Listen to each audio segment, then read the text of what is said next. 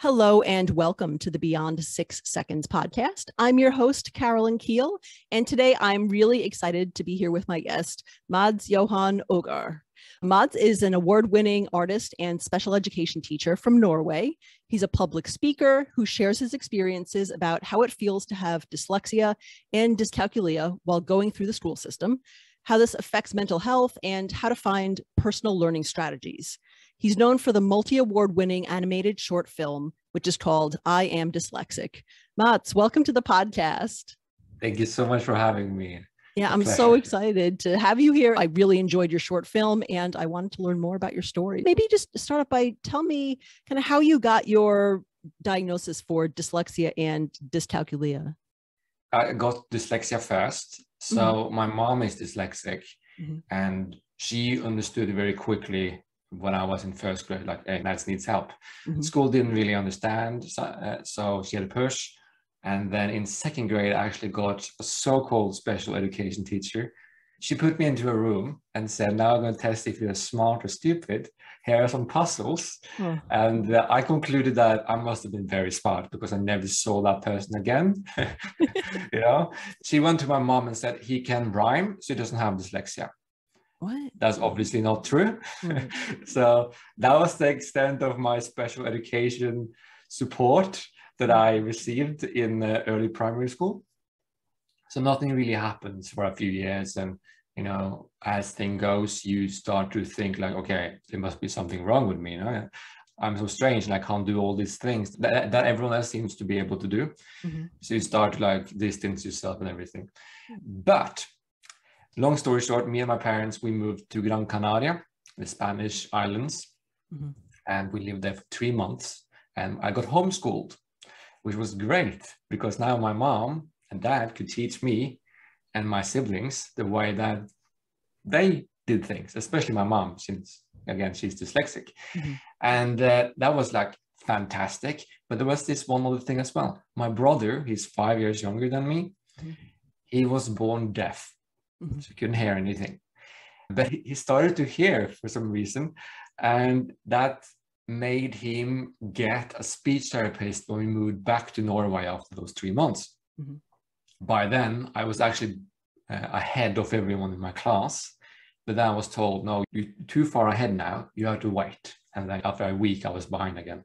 But because my brother got a speech therapist, he was also qualified to diagnose dyslexia. So he diagnosed me with dyslexia. I was one of the first students in that school to be diagnosed with dyslexia. So I got all the support tools that were available in Norway at the time. And I really had to fight my teachers to like understand, like, hey, I can use a computer, I need audiobooks, etc. That's okay. But my teacher was afraid of computers. So she didn't like that I used them. And so everyone else was sitting in groups, but I was segregated on my little desk right next to her desk, just so she could look at me at all times. So that was sad. But to me, it was such an amazing awakening, so to say, because I understood that, okay, I don't learn the way that the school system wants me to learn. What do I need to do? Just asking all these questions and fighting my teachers, I realized I need to draw. I need to draw in order to learn, because drawing and listening was my way. And I started developing all these techniques, teaching myself how to use these tools that I got and everything, and just started boost my own self-confidence and realized that I was not in a good place mentally, right? I started to work on myself with that, looking at myself in the mirror, saying nice things to myself, you know, acknowledging myself. Long story short, I got to secondary school. What do you call it in America? Maybe like junior high or high school? Probably something like that. The first year there, I had this amazing math teacher that was really interested in dyscalculia and actually wrote math books for individuals with dyscalculia. She went to this professor in Oslo to learn how to do this. And she was like, hey, do you want to be my test subject, so to say, because you clearly have dyscalculia. I'm like, sure, you know, fantastic. And yeah, I got the diagnosis, and with her help, I got top grades in math. because she actually understood how it works. And I was able to actually have fun with math for the period of time that I'd had her. So that's how I got both dyslexia and dyscalculia. It shows how important the influence of teachers are, your experiences with that. Yeah. It's so important that they see you and actually are interested, you know? Absolutely. So, and we were talking about how you got your dyslexia diagnosis. Did you get that from your brother's speech therapist, or how did that come about? So in Norway, this guy, you can say, is a special education teacher in that sense, but that term works a little bit differently in Norway. Yeah. So he's also a speech therapist. It's a broad spectrum of things. And he's qualified to diagnose, and then he sent the papers into the state, or the part of the state that has to do with diagnosis. And then it was confirmed that, you know, all the papers were correct, and I got green light to get the diagnosis. The same thing happened with dyscalculia. Interesting. At certain points, it sounds like you had some teachers who really understood and were able to adapt their teaching methods in order to help you in ways that were different from sort of like the standard way that everybody had to learn in the school curriculum. What was it like in school overall for you with these learning disabilities, even before they were diagnosed and even once you had diagnosis? So from very early on, I stopped asking for help because I thought, you know, no one can help me, no one understands me. So why should I even ask for help? Even though my parents was really good, they tried their best, you know, but as I'm sure so many can relate to, is that the kids, they're just like, I can't deal with the parents trying to figure out how to do this and then explain to me after sitting 6 hours in school. Not going to happen. So I started this thing myself, and was pretty depressed, to be honest. I was struggling a lot with my self-confidence, and I masked a lot, trying to pretend that I was better than I was. But again, I had all right teachers. It's just that one teacher that I had in 5th grade onwards was not so good. She didn't really have time for herself, definitely not the students. But at that point, I kind of realized I have to do things my own way. So it doesn't really matter what you think. I'm going to do this. I'm going to educate myself on what this means to me. What do I need? So I kind of looked at my diagnosis as a guide to be like, okay, I struggle with this. What can I use to compensate for this to make it easier for myself? And I just continued doing this all up until now, really. But later years, I got better teachers, or I was very direct in saying, hey, my name is Mads. I have dyslexia and dyscalculia. This is what I need from you. And this is what I expect that you give me, you know?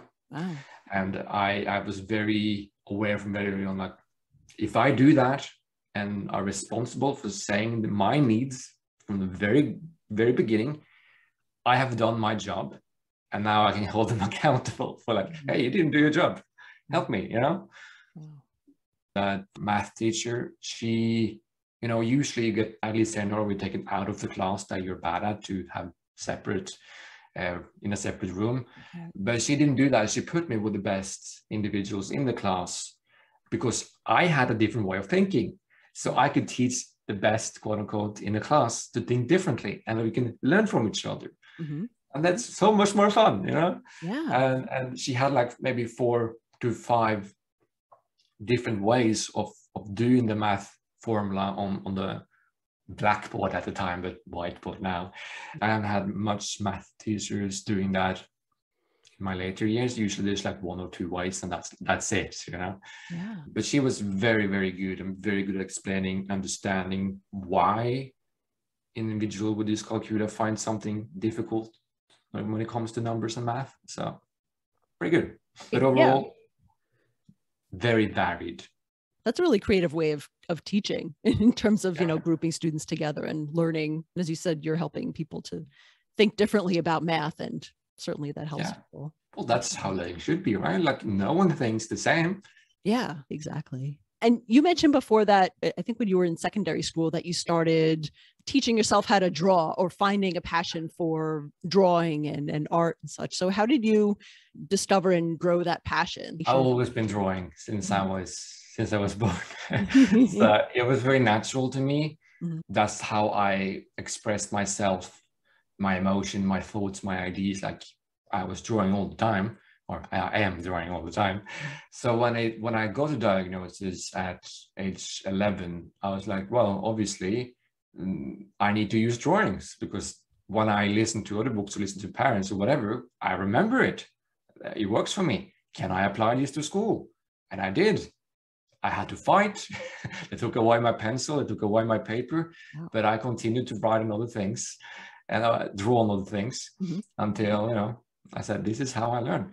And, you know, I also realized, okay, not only do I learn with drawing, but I learn with images. I think in images. So I started using other people's images to remember things and completely like changed my whole way of learning through art, images, visuals in general, and just continued to develop it.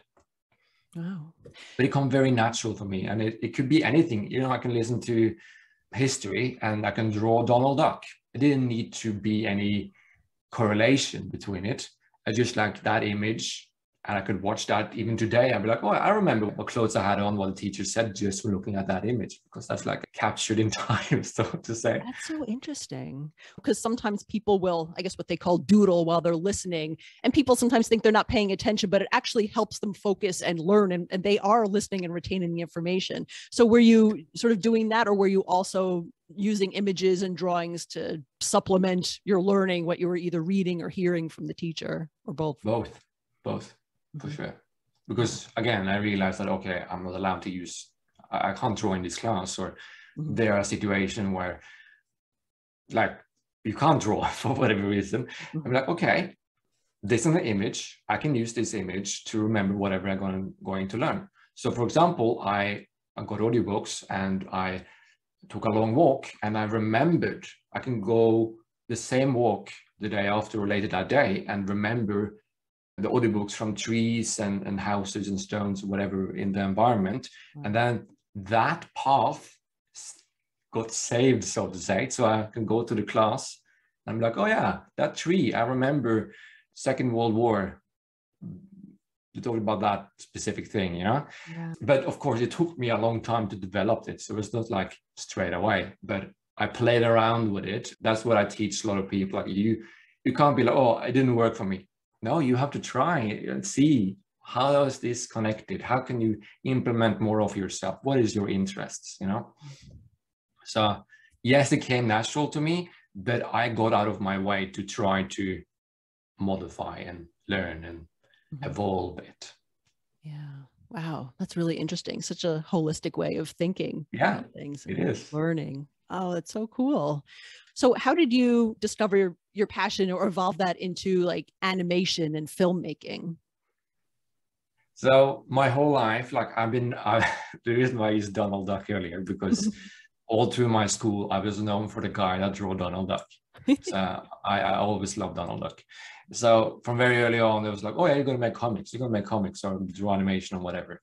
And after I did military service here in Norway, because it was compulsory, I was like, I need to move to England. I want to move to England and do either illustration or animation. I applied for one that had both, but I didn't get in. So I got into Falmouth animation, Falmouth University on the animation course. And I got there and I realized I don't really know what animation actually means, but let's see what it is, you know? But I always had like this thought of that would be cool to make a movie or something. But I didn't expect it to be this difficult, so to say, because I was only into comics really in the beginning. That was like my thing. I wanted to draw. I still do really. But the whole process of animation, I got more and more into it while I went to that course or that bachelor I took. Yeah, there's so much that goes into it. And I remember you saying that in school you were using a computer, it sounds like, even before your teacher was even comfortable using computers. Yeah. That sort of interest in computers, I guess that must have helped you as you moved into animation.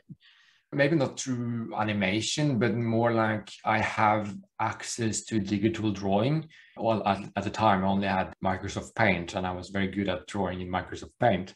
But I was one of the first, I don't know, in the school to actually use a computer in class, because that wasn't normal at that time. Now everyone does it.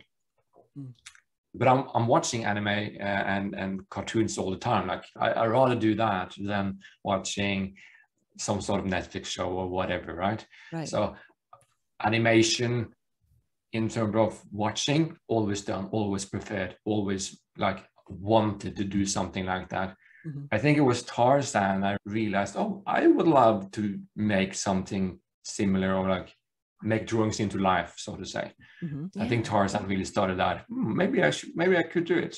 I don't know how I could do it, but it'll be cool.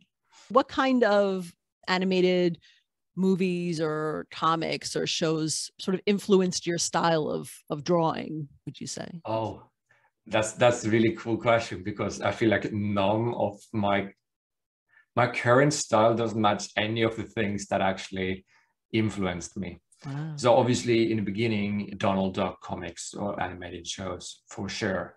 My uncle, he worked at a factory where they published Donald Duck comics in Scandinavia. Wow. So I got those comic books very, very early, weeks before everyone else. I was like, wow, this is so cool, you know? But my current style, that's like, I never thought about that. Like Roald Dahl, you know Roald Dahl, yeah. He was a huge inspiration for that film, because I like that sketchy, like childish kind of stylistic style to it. So he was a huge inspiration for that film and kind of my current style. But I kind of just developed it in myself, technically. I've always been a fan of like sketchy styles that looks like they are handmade, or it looks like you can see the construction lines under, and that's not something you get from Disney, you know. Right. So it's completely different from anything else. There are some, you know, the 100 Dalmatians, they have quite a sketchy style. So close to that, but I didn't think about that when I made this film. This is what I like, you know? It sounds like you had a lot of interests in different types of styles of animation and comics and drawing, and it all kind of blended together as you came up with your own style. Exactly, like Western, Asian animation and internet art for sure. Like Tumblr was huge at the time. So I was like, yeah, influenced by a lot of people there. So I just mixed and matched it together, really. Yeah. Oh, very cool. So then what inspired you to make your film, I Am Dyslexic, about dyslexia? Was that your first big short film that you made? Yeah, it's big. Well, technically like big proper one, yeah. But we had made other ones throughout the course. Yeah. But not like big. So this was like the last year for my bachelor, and we were supposed to create a short film. But I actually planned not to make a film, because you could choose to work with other people on their film instead. Because I was like, nah, I don't really have a good idea. I don't really know what to do. I just want to draw, really. But then I was like, hey, I have the opportunity to actually share how I felt throughout my life. This is a good opportunity. I don't know if I get this opportunity ever again. So I was like, okay, I'll talk about my life and how I felt, because always there's talk about what is dyslexia and all these numbers. You know, it doesn't matter to a child how many % of people have dyslexia or what it is. They just care about, this is how I feel. Do you understand me? You know, that's what they care about. So I was like, okay, let's make a film about how it feels to have dyslexia or any other learning. I like to say learning difference, but you can neurodiverse feelings, so to say. So I just started the idea, and I got, because we started this in the late second year to prepare for the third year. And we were supposed to write a script for the 3 months that we had holiday. And I was stuck because I had to write the story. And I was like, I don't know how, I can't get it out. So I spent 3 months trying different styles. and trying to get this idea out. And I got back to school and I said, I can't do this film. There's no way. I'm so tired. My teachers were like, no, you have to do it because it's such a good idea, you know? But my friend who helped me for my essay, because I couldn't really write English that well, even though I studied in England, she said to me, Mads, tell me, 10 minutes, just tell me what you have in your head. And it took me 5 minutes to explain about this character climbing up a mountain. It grows pages out of him the further he gets up to the mountain. And he is miserable and he falls apart and he eventually reaches the top. And everything is made of books, you know? And then I was like, oh, actually, I told you the whole thing. I just need to get it out. And that was her point, because I was stuck writing it instead of speaking it. So then I wrote it happily, and I made this and a few other concept arts and went up 2 days afterwards and just presented the film and got green light, and suddenly I'm making a short film. And together with Katie Wyman, we co-directed and co-produced the film, and we got over 60 students on it. The majority of them had ADHD, dyslexia, dyscalculia, or any other learning difference, because they could relate, you know? We made this safe environment to share how we felt, and we put it into the film to make it even more impactful. So it was very healing for everyone involved, really. Wow. You described the process of not being able to write out a script for it, but then speaking it to someone else helped you write it. But as I recall, I don't think that film has any dialogue. So I'm curious, when you actually quote unquote wrote it out, did you storyboard it, like draw out scenes, or how did you put it together in the beginning? So at the very beginning, I actually wrote a fairly rough script of like, the character need to do this, be there and be there. But I pretty much had in mind the whole way that I don't want any spoken words, or at least a minimum of it. But it was my dyslexic teacher who said, Mads, forget about the script, do it visually instead, do storyboarding. And I was like, perfect, why haven't we done this before? So I just did everything visually, and it worked perfect. Wow. We just stuck with the words. Yeah, and that works perfectly with this film. So it's the short film, it's very emotional. The combination of the animation and then the music, the song in the background is also very emotional, and, you know, definitely it got emotional, especially towards the end. And I won't spoil it for anyone who hasn't seen it yet. I'll put a link in the show notes so that everyone can watch it. But yeah, it's a really extraordinary short film. When you released the film after it was done, what kind of response did you get from it?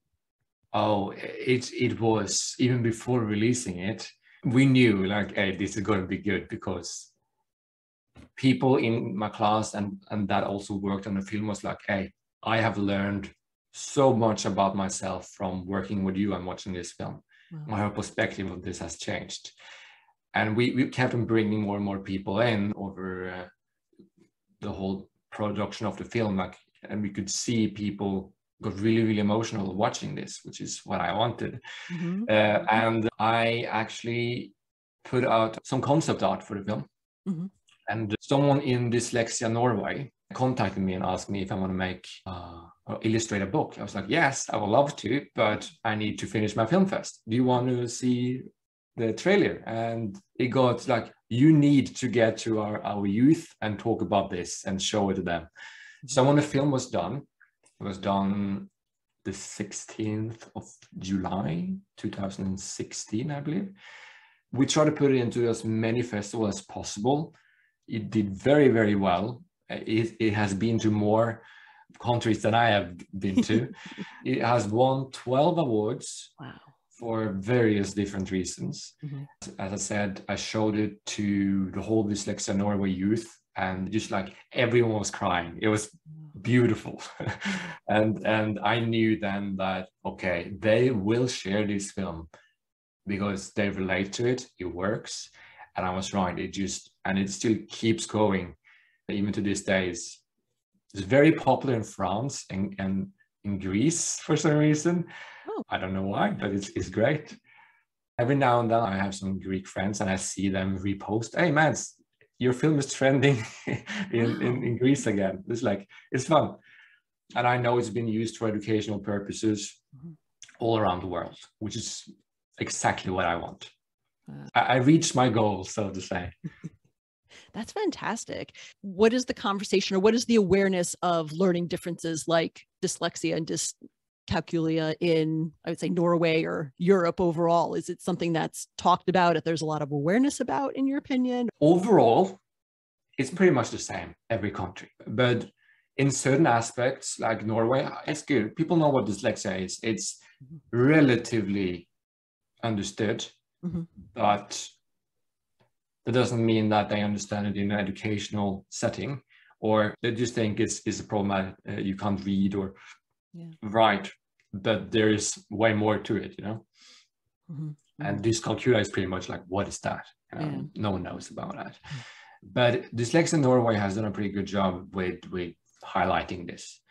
I traveled around Norway to talk about these things, so like the awareness, at least for the next generation, should be fairly there. It's getting there. It's getting there. Can always be better, but it's getting there, I would say. Yeah, and it sounds like your film is one of the things that's really helping, especially with kids and people just feeling less alone who have had that, because I'm sure so many people have had that experience growing up. That's one of the cool things with this film, right? I get comments from all around the world, and just proves one thing: everyone feels the same. You know, the school system, regardless if you live in Italy or Mexico, it doesn't matter. It's the same feeling because the system doesn't work, and people relate to it. So in that sense, it's pretty cool. Like there is a universal feeling of what people experience. So that is pretty cool. Yeah. And the fact actually that there really aren't any spoken words makes it pretty universal. There's no language barrier. It's literally just visual, and all the other senses are engaged. So anyone speaking any language can watch it and immediately relate. That was my intention, yeah. Though many people that caught up in the lyrics of the song that has some English spoken words, but like I always say, you don't need to understand what she says in order to get it, you know? So it works. That was the intention. Mari Hayem, who made the song, did such a good job. Yeah, that was wonderful. It's been a couple of years now since the film first came out, right? Yes. So what other projects are you working on now, whether it's like filmmaking or animation, education related? Oh, a lot of things. But at 2020, actually, I released a new short film about ADHD. Wow. I don't have ADHD myself, but ADHD Norway contacted me and said, hey, we want to make a film similar to what you did with I AM DYSLEXIC. And currently it's doing very, very well. I'm getting comments every day saying like, you have described it in a way I haven't seen before. This is amazing. The ADHD community are very happy as far as I understand. That's pretty fun. But I do work within special education in terms of illustrations. We just finished a book called Hacking the Code, the Sigrid Sagri wrote of a D kid. It's about this dyslexic kid learning about what is dyslexia. He needs to overcome his punishment from his principal and how that works. So that's absolutely recommended to check out that book. And really, I do project here and there about mental health, mostly illustrations, because animations is very expensive and it takes a lot of time. But there are some talk at the moment about different potential new films, but I want to make sure that it's good. I feel like I have a big shoes to fill, but at the same time, I want to make sure that it's within that field, because that's what I am passionate about. That's what I have experience about. And I do mentoring. I travel around using my experiences and degree to educate teachers, parents, students. So yeah, I do a lot of things. That's cool. Because I should mention that in addition to all of the work and the bachelor's that you have in animation and in drawing and art, that you have a master's degree in special education and teaching as well. So it's a really interesting combination. Yes, it was a challenge to get it, but I'm very happy that I did. I did not plan to do this, but after I finished my bachelor, so many people told me, Mads, you're very good at helping people understand how they learn or show them different way of doing things. Maybe you should go that way, you know? I was like, oh, I had a dream once when I was around 10, maybe I would work with dyslexia somehow. So I was like, hey, let's try. So I applied to here in Norway to get into a course, but I got declined because I tried to be an art teacher. They didn't like my animation degree for whatever reason. So I didn't get in. So I said, okay, screw it. I'll move back to England and take a master there. Long story short, I failed pretty much every single class. I understood everything, but I failed because I couldn't write English. But I learned to write English over that in English a 1-year master. So I learned to write English. So I was writing essays like every single day. And the more I wrote, the better I did. And eventually I made a pretty good enough at least, final dissertation about dyslexia that got through. So again, the challenge of writing and reading got in the way, but I proved to myself like, hey, I can, you know, I learned so much going there, and I already knew a lot of this stuff as well because I had experienced it. But the coolest thing was that the teacher said, thank you, Mads, you really challenged us, because again, I came with a different perspective. And I was like, no, I'm going to do it my way, you know. So it was really, really fun to prove to myself that I actually can, but I had to dedicate everything to do this. It was a full-time 24/7 job, so to say, but I made it. Really, really awesome. You mentioned you made a film about ADHD, although you don't have it yourself. So when you make a film like that, do you work with a lot of people who have ADHD, or kind of how do you bring together that community to develop it? So the way I did it, obviously working with ADHD in Norway, I have access to unlimited individuals with ADHD. So what I did, I interviewed a bunch of people. And I was like, okay, but how do you think? How do you feel? What do you do in a situation like this? Why do you react in this situation when you do this? And based on that, and a few of the works that I had made for ADHD Norway prior, and with their supervision, we modeled or created these characters, inattentive and hyperactive type. I really wanted to show both sides, because often the hyperactive one is usually more shown in media, right? Right. But you have this whole other group of people that experience things differently. So I really wanted to balance between the two characters and see, like, this is one way. It doesn't mean that this is the only way. So later in the film, we also show the opposite, you know, between boys and girls and these two different types.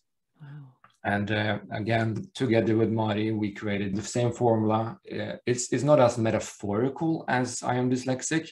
It's more like, how does this individual cope with being in school, being misunderstood, its needs, its wants, and how they react to the world. So again, I just made a puzzle and pieced as much as possible into this movie. And it seems to be working. So, and I do have a lot of friends with ADHD as well. That really helped, because I could at least have some secondhand experience in how they may come across. And, you know, I asked them so many questions. When you do this and this individual react this way, what do you do? It took 1.5 years to make that film. So basically just a half year, we just did interviews with people. Oh, that's really of all ages. Oh, awesome. Yeah, it sounds like you cover a lot of different perspectives and experiences in that film. Yeah, so, it tries to. Yeah, I need to see that one. Is that on your website? I have to go check it out. It's on my website. It's on my YouTube. Awesome. They are like grouped together. I'll put the link in the show notes to that too. So yeah, I mean, what is the best way for people, if they want to get in touch with you, to just learn more about the type of filmmaking you do or the advocacy that you do?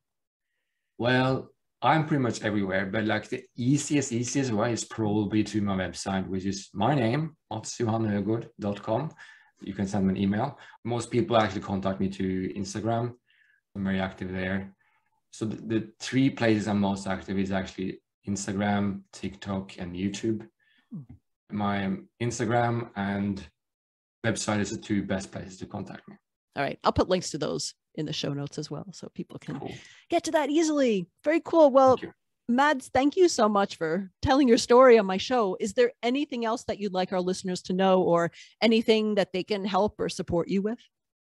Check out my work. That helps me. I would love to hear what people think. You know, that's always the highlight of the day. What do you think about my work?